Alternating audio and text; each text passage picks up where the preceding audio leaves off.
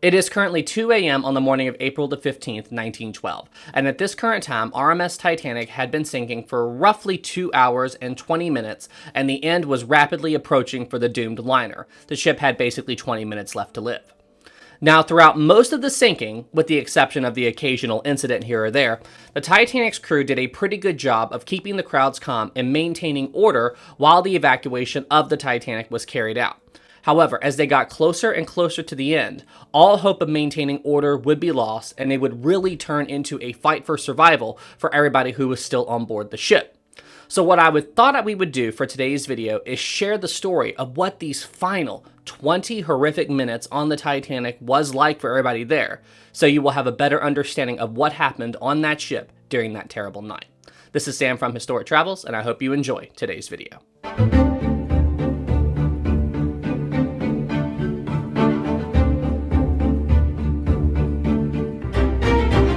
Special thanks to Titanic Honor and Glory for providing the sinking animations you're going to see in today's video. Please check out their work in the description below. It is currently 2 a.m. on board the Titanic. Now, a few minutes earlier, Captain Smith, having realized that the Titanic did not have that much time left to live, was desperate to evacuate as many people as he could from the doomed liner. He then looked out at all the lifeboats that had already left the ship and realized that a lot of these boats had a ton of empty seats in them. So he did the only thing he could do. He went and grabbed his speaking megaphone and yelled through the megaphone for all of the lifeboats to come back to the ship.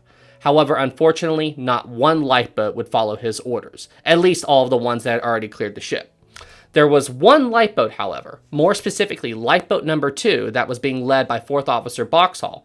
Well, this lifeboat had just left the Titanic, and more specifically, it left from the front of the ship on the port side. So when Smith gave the order, lifeboat number 2 was like around here somewhere. Like it was right alongside the ship, and when Boxhall heard the order, he looked up at Captain Smith, and Captain Smith looked down at him. So yeah, it was right there.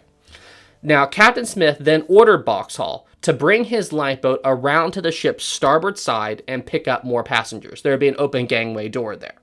Now, when Boxhall heard this order, he had two options available to him. He could take his lifeboat from the port side of the ship around the Titanic's bow and go over to the starboard side that way, or he could take the much slower but far safer route, because at this current time, the Titanic's bow had just dipped beneath the surface and it was very dangerous to take a lifeboat over there.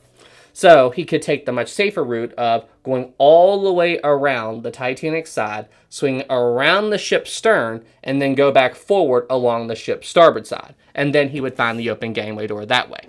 This is the option that Boxhall decided to do, and he wasted no time in trying to follow Captain Smith's order to pick up more people. Immediately after giving this final order to the Titanic's lifeboats, Captain Smith then turned around and headed to the ship's wireless room. It was in this room where the two radio operators, Jack Phillips and Harold Bride, were still hard at work trying to send out a distress signal, despite the fact that by this point in the sinking, the ship's power had grown so weak that the Titanic was barely sending out a signal anymore. Captain Smith walked into the wireless room and told the men in there that they had done their full duty, that they could do no more, and it was okay for them to abandon their cabin. After Captain Smith gave this order, he walked away. However, Jack Phillips and Harold Bride would choose to remain in the wireless room for a few more minutes, trying desperately to reach another ship before it was too late. Now, while all of this was going on with Captain Smith and the wireless operators, outside on the Titanic's boat deck, work was already underway to get the last 4 lifeboats still on board the ship loaded and lowered away as quickly as possible. Now, the last 4 boats on the ship were the collapsible boats, collapsibles A, B, C, and D. More specifically, these boats were stored at the very front of the ship. Collapsible lifeboat C was going to be launched from the very front of the Titanic on the starboard side, right here where I'm pointing, while collapsible lifeboat D was going to be launched from the very front of the ship, but on the port side, right here where I'm pointing. Now, collapsibles A and B, they were a little bit tricky. You know, like these boats are going to be a little bit more difficult to launch. These boats were stored on the roof of the officers' quarters right here where I'm pointing. You can see the 2 boats right here. Collapsible lifeboat A was stored on the Titanic's starboard side right here, while collapsible lifeboat B was stored on the port side where I'm pointing right there. Because these boats were on the roof of the officers' quarters, it was going to take more time to prep and get these boats ready to be launched. The crew were going to have their hands full with these boats. So they decided to get collapsibles C and D away from the ship before they started dealing with collapsibles A and B. The correct decision. Now, collapsible lifeboat C would be lowered away at roughly 2 a.m. This boat would have J. Bruce Ismay, the head of the White Star Line, in the boat. Now, when this boat was being lowered, Titanic had developed a very sharp list to port. And because of this, this boat kept getting stuck because it was grinding up against the Titanic's hull as they tried to lower it down to the water. Due to this, the Titanic's crew and passengers in this boat kept having to push against the Titanic's hull to, push the boat away from the hull so they could lower it down the ship's side without it getting stuck or hung up or capsized. Luckily, this boat was able to reach the water and it would clear the ship without any major incident. Around the time that Collapsible C was lowering away, this was when the Titanic's band moved to their final performance location for the evening. Throughout the entire sinking of the Titanic, the band had been playing in a large variety of locations. They would move around here and there. But their final location was just outside of the first class entrance on the Titanic's starboard side boat deck. They may have been here or a little bit further aft, right around here. But this is the location where they would play their final pieces of the evening, including Nearer My God to Thee. When they first started playing, there was a crowd of roughly 30 or so passengers that stayed close by to hear the music. Now, on the other side of the Titanic, Lightoller and other members of the Titanic's crew were hard at work to try to get Collapsible Lifeboat D filled and lowered away as quickly as possible. While they were loading up this boat, a huge crowd of men attempted to rush and force their way onto the boat. Lightoller and the other officers blocked these men, and Lightoller pulled out his gun and fired warning shots into the air. This caused the crowd to back off, and the loading of the boat could proceed as normal. Collapsible Lifeboat D was lowered away at 2:05 a.m., and when this boat was lowered away, water was rapidly flooding the Titanic's B-deck level, and it was getting ready to begin spilling onto the Titanic's A-deck promenade, so the ship really didn't have that much time left to live. Meanwhile, in the wireless room, Jack Phillips and Harold Bride had their own problems that they were trying to solve. Despite the fact that the captain gave them orders to evacuate several minutes ago, they were still in their room. Now, this wasn't due to the agreement of both men wanting to stay behind. No, it was more like Jack Phillips was slowly losing his mind throughout the sinking. Like, he was the one who was on the Morse key trying to send out the distress signal. And it's like he couldn't think about anything but sending out this distress signal, despite the fact that his friend Harold Bride was screaming at him that we've got to go, the power is gone. But Jack just stared blankly into space and kept hitting the Morse key, sending out a distress signal over and over and over again, despite the fact that the Titanic's power had grown so weak at this point that it wasn't even transmitting any longer. It was almost to the point where Harold Bride was considering abandoning his friend. Now, for a few moments, Harold Bride turned his back on Jack Phillips. Maybe he went into the other room to get their things or something. But while he had his back turned, another Titanic crew member, it was most likely a fireman or a trimmer or something like that, somebody from the boiler rooms, came into the wireless room and began to take Jack Phillips' life jacket off of him. Jack Phillips was, again, so caught up in what he was doing, he didn't even notice that this guy was unfastening his life jacket right on top of him. Harold Bride walked back into the room, saw what was going on, and then in a fit of fury, charged the guy and tackled him. The huge fight that ensued woke up Jack Phillips, and he stood up and began helping Harold Bride fight off this attacker. Eventually, Harold Bride grabbed some kind of hard object and whacked the guy across the head, knocking him unconscious. At this point, Jack Phillips decided that, yeah, it's time to abandon the room, and the two men finally left the wireless room, leaving the attacker where he laid. Now, around the same time that these two men abandoned the wireless room, outside, Collapsible Lifeboat D had just been lowered into the water and was beginning to row away. The people in the boat turned and saw water rapidly flooding the A-deck promenade. Now, inside of the A-deck promenade, there were two men. Their last names were Woolner and Stephenson, and they were walking down the A-deck promenade towards Collapsible Lifeboat D. They saw this lifeboat literally just floating there right beside the window to the A-deck promenade. They then looked forward and saw a ton of water coming straight at them. So these two men did what, honestly, anybody would do in this situation. They turned and looked at Collapsible D, saw there were a ton of empty seats in the boat, so these men literally stepped over the Titanic's railing and climbed into the boat. No harm, no foul, whatever. They just like, hey, this is our chance to get away, let's take it.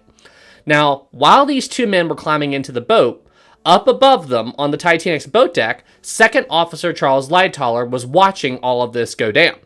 he had the temptation for some stupid reason to order these two men out of that boat at gunpoint. He thought about it, he changed his mind, and ultimately decided to let these two men go. He realized the same thing that I just said. They weren't hurting anything, and it was fine for them to go. So, yeah, while Warner and Stephenson didn't know it, they really just barely dodged a disaster. Both with the sinking of the Titanic, and they barely dodged the wrath of Second Officer Charles Lightoller. Now, as collapsible Lifeboat D pulled away from the Titanic, at the back of the ship, Lifeboat number 2 had just reached the Titanic's stern and was currently in the process of going around the ship's massive propellers and coming back over to the starboard side to pick up more passengers. Boxhall later commented on this, saying that he thought that they went underneath the Titanic's massive propellers because they were coming out of the water at this time. Now, this account is definitely exaggerated because we do know at this current time the Titanic stern wasn't high enough out of the water for him to go underneath the propellers. But yeah, I bet it was a crazy sight for him in Lifeboat number 2. Now, what exactly happened next is open to speculation. You see, in 1912, Boxhall commented that after he came around to the ship's starboard side, he looked for an open gangway door and didn't see one, so he decided to pull away from the ship. However, his story completely changed in an interview he gave the BBC in the early 1960s. He said at that point in time he saw an open gangway door there, but there was such a huge mob of people there that if he would have pulled Lifeboat number 2 up to the door, they would have all jumped in and swamped the boat. So he made the very difficult decision to pull the boat away from the Titanic. Now, if you want to know my opinion, I'd say the interview he gave in the 1960s is probably the most accurate one. He just wanted to avoid blowback in 1912. And honestly, I can understand why he would make this decision, because whenever you're in a situation where you're trying to rescue people from the water, you have to make sure that when you're trying to save them, you don't become a victim yourself. This is unfortunately one of the many hard decisions those in the lifeboats had to make on the night that the Titanic sank. It is currently 2:10 a.m., and the Titanic has just 10 minutes left to live. At this point, the Titanic's officers are working tirelessly to get collapsibles A and B down from the roof of the officers' quarters and onto the boat deck so they can be filled and lowered away. Here's the problem, though.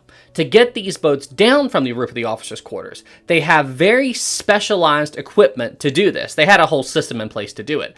And basically this would involve securing the lifeboats with these supporting cables, and then they would hoist the boats up by mounting the cables to the Titanic's first funnel, and then slowly lowering it down to the boat deck.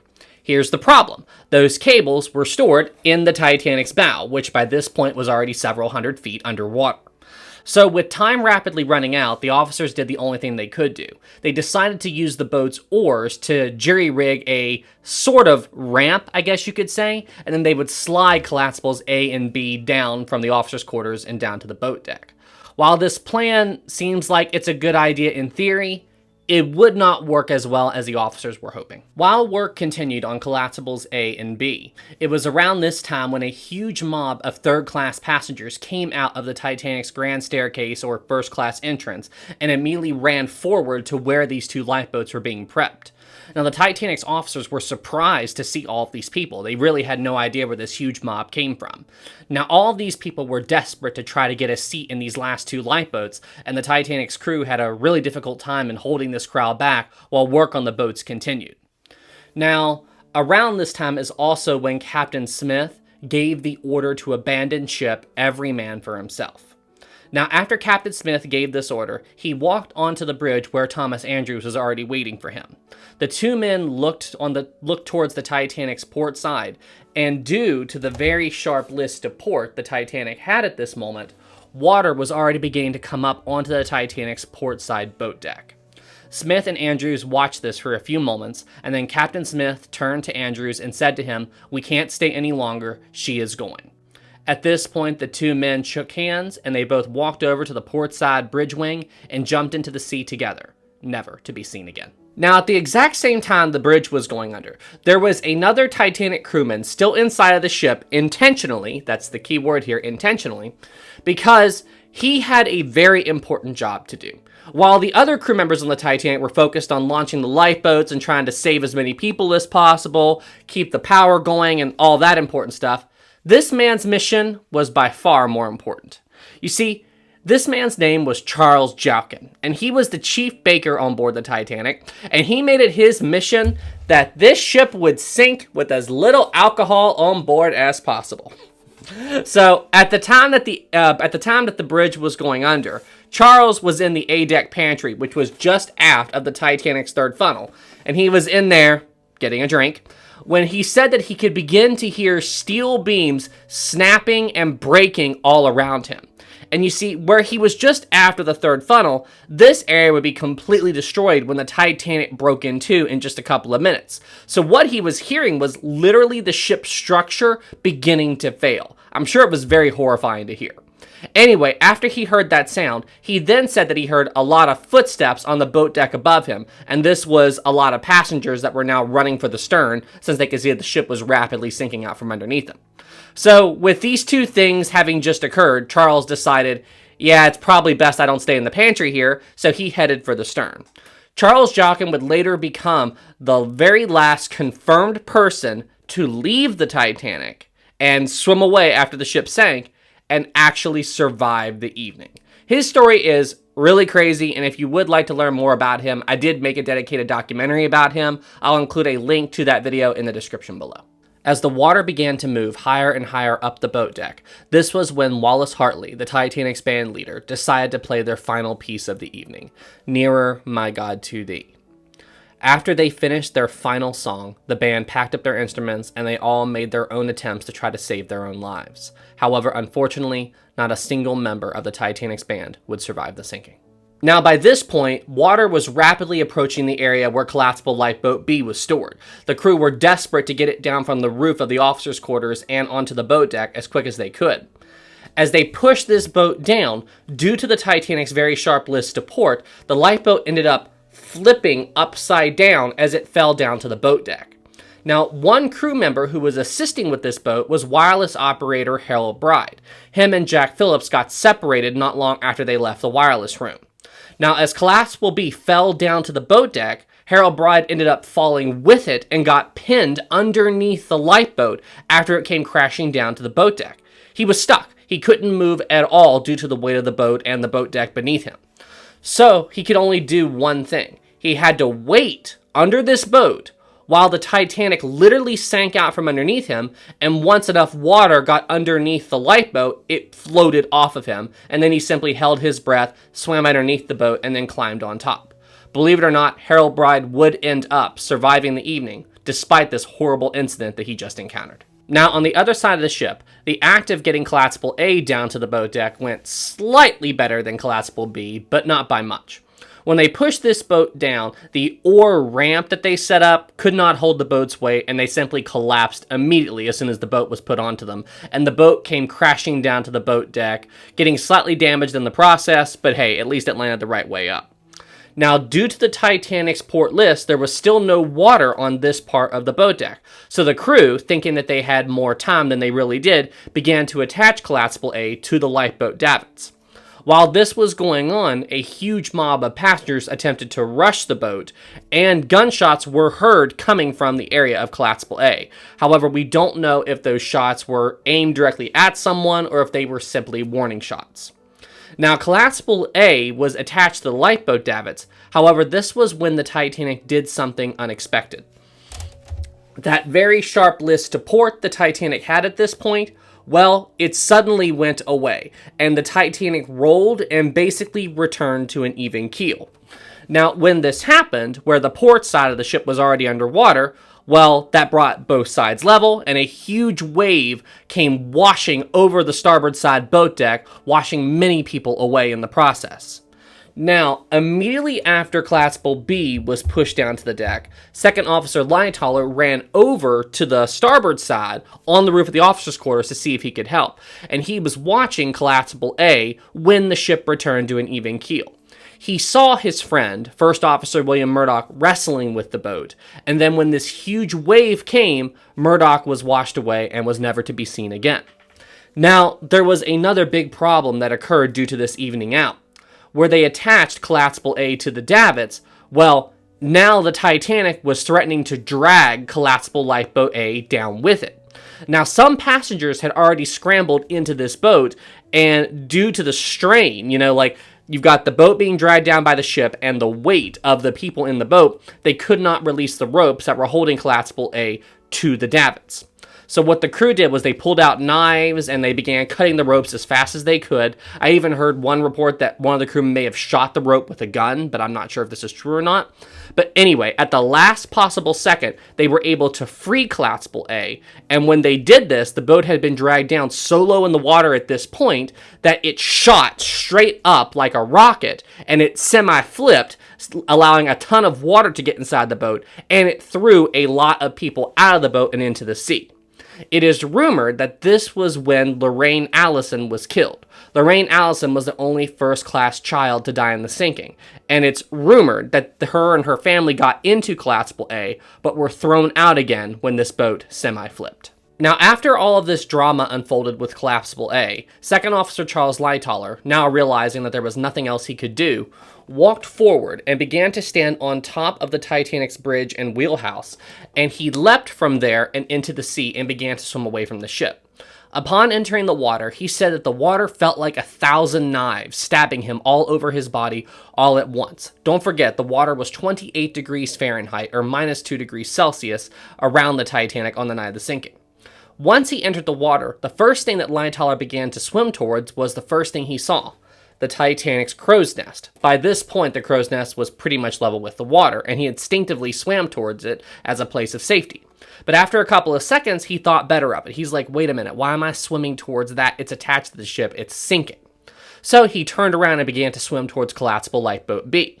While he was doing this, he said that he began to feel this huge suction drawing him down, and he got sucked underwater and pinned to an air vent that was attached to the Titanic. He was pinned there for a couple of seconds, and right when he thought he was about to die, this huge blast of hot air shot through the vent and shot him clear of it. But then he got sucked down again. He got sucked down and pinned to the vent again, and somehow he was able to free himself a second time. Lightoller then made it to overturned Collapsible Lifeboat B, and he would end up surviving the evening on this lifeboat. Water was now rapidly flooding into the officers' quarters area at the very top of the ship. Now, it was in this area, more specifically just forward of the Titanic's grand staircase, right around here, where the ship's wireless room was. Now, when Jack Phillips and Harold Bride abandoned the room, they did switch off the radio. However, the system was still connected to the Titanic's power, and there was still some current flowing in there when this room started to flood. Because of this, it seems like that some of the equipment short-circuited as the water flooded in, and this caused a small fire to break out in the wireless room. Now, this fire would have been quickly put out by the rapidly incoming seawater. However, if you look at the wireless room on the wreck today, you can still see some black marks here and there that show where this fire broke out. By this point, most of the Titanic's passengers had abandoned any hope of getting into the last two lifeboats, and were now fleeing aft towards the fake safety of the stern, desperate to stay on the ship for as long as possible. However, if they were more towards the forward part of the ship and they were now running aft along the boat deck, they would find their progress towards the stern unexpectedly delayed, because all along the Titanic's boat deck, there were these gates in place that marked different areas of the boat deck where different people were allowed. Like, they had some spaces on the boat deck dedicated to just crew, other spaces dedicated to first and second class passengers. So yeah, these gates would have been a huge holdup for people as they fled towards the stern. Meanwhile, by this point, both Collapsibles A and B were afloat and beginning to drift away from the ship. Now, Collapsible Lifeboat B, don't forget it was on the port side of the ship, well, when it floated away, it actually floated off towards the Titanic's starboard side and passed directly in front of the ship's first funnel, which by now was rapidly submerging in the water. As this boat floated away clear of the funnel, the people on this boat began to hear this strange snapping sound coming from all around them. It sounded like gunshots, like bang, bang, bang. They looked, and to their horror, they saw that all of the support cables holding this funnel to the ship were breaking one by one. And then they saw the first funnel beginning to collapse directly in front of them. The first funnel fell forward and to starboard, missing Collapsible Lifeboat B by inches. The resulting impact generated a huge wave that washed over both Classical B and A, pushing both of these boats clear of the ship. At this point, the Titanic is beginning to drop like a rock. The bow of the ship is descending faster and faster into the sea, while the stern of the ship is rising higher and higher into the air. Now, right around the time that the first funnel fell, this would have been about the time when the Grand Staircase dome imploded. Believe it or not, there was a Titanic passenger by the name of Archibald Gracie who happened to be standing right beside the roof of the Grand Staircase on the boat deck, right around here. This white structure you see here, this is the Grand Staircase. Anyway, he was standing there when it submerged, and the wave that submerged the Grand Staircase, well, he thought it was just a temporary wave and that it would recede not long after it consumed the area. So he grabbed onto a railing to keep from being washed overboard. However, this part of the ship didn't rise up above the surface. It kept sinking. So he's hanging on to this railing on a submerged part of the Titanic when he said he felt this huge suction trying to draw him down. And probably what that was the Grand Staircase dome imploding and flooding.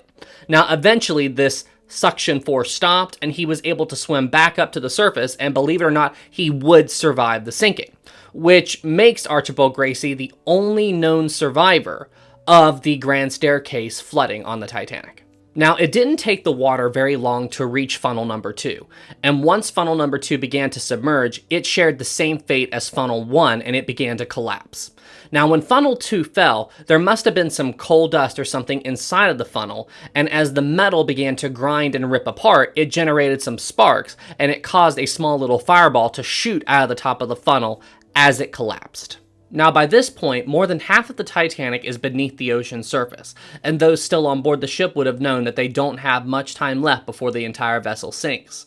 However, surprisingly, the ship's power and lights, although by now they were glowing a very dim and eerie red color, they were still on. Then, suddenly and without warning, there was this terrific boom heard from somewhere deep within the ship. Other survivors said it sounded like metal breaking apart in parting ways. Then, the Titanic, to the amaze of everyone, broke in two, and the stern of the ship fell back level with the water. The reason this happened was simply because the Titanic's structure could not handle the stern being lifted up into the air by the rapidly sinking bow. Now, when the Titanic broke in half, it would be more accurate to say that the Titanic, in fact, broke into 4 pieces, where the area of the ship that was directly affected by the breakup point, more specifically the area just forward of the 3rd funnel, this is where the breakup began, stretching all the way to the area just forward of the 4th funnel, while this entire space suffered a massive structural failure. So it ended up breaking into 2 separate pieces. The first breakup area stretched from the original breakup point to just after the 3rd funnel. This much space of the ship collapsed, and it broke free of the ship almost immediately after the breakup and sank to the bottom, whereas the space directly behind it, spanning from roughly right here to just forward of the 4th funnel, well, this area was massively structurally compromised, but it would hold on to the ship for a little longer, and it would eventually detach after the stern left the surface. Now, the Titanic's 3rd funnel, since it was in the area directly affected by this massive structural collapse, it would fall immediately following the breakup. However, the Titanic's 4th funnel, since it was out of range of the structural collapse area, it would remain standing for a little bit longer following the break. Now, the one part of the ship that would not separate in the breakup was the Titanic's double bottom. The very bottom of the ship would keep the bow and stern sections together for a few seconds following the break. But after the breakup occurred, the bow basically went into a free fall heading for the bottom of the ocean. So the double bottom did let go just a couple of seconds later. This left the stern alone on the surface. Now, at this point, the stern really didn't have any water in it at all. So the stern basically went through its own brand new sinking scenario. But the stern was definitely going to sink. The act of the ship breaking in two damaged a lot of the watertight compartments, or watertight bulkheads, directly behind the breakup point, so water was definitely going to get through.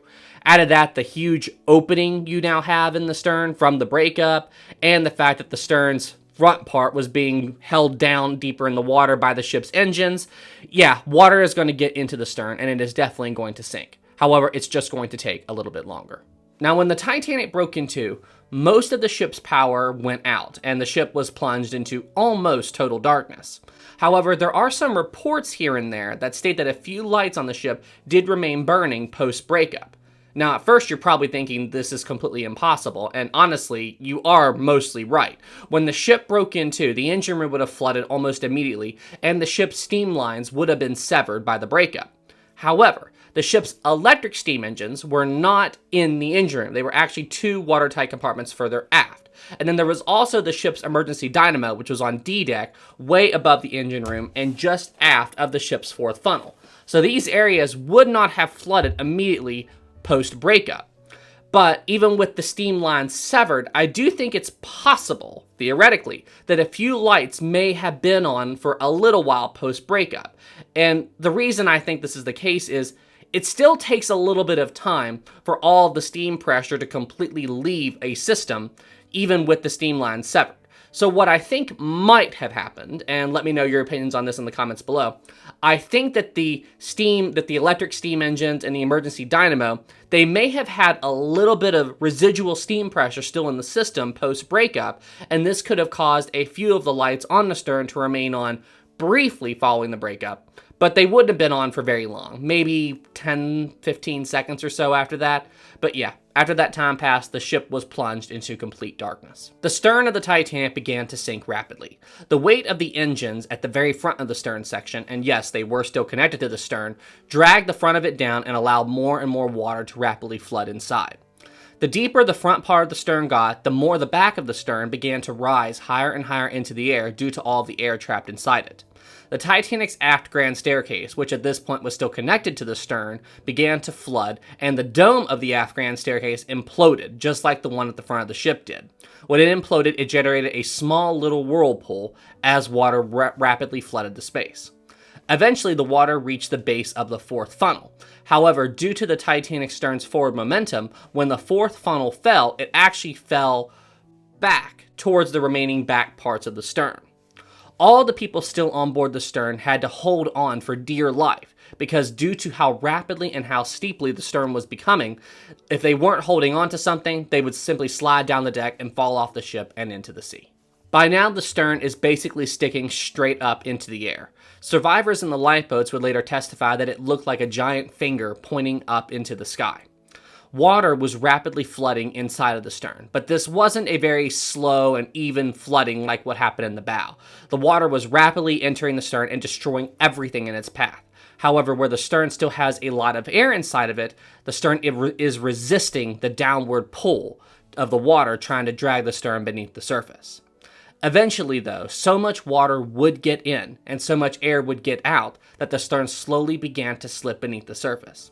There are currently hundreds of people still clinging to the stern, including the Titanic's greatest hero, Charles Joughin. Yes, Charles Joughin, even though he's very buzzed at this point, is still clinging to the stern. As the stern slipped lower and lower into the water, the air pressure inside of the stern would have tripled. People on the stern would have seen decking beginning to blow out as the air was trying to rapidly escape. Portholes and windows would have ruptured as the air got out. It would have been a very horrifying thing to see.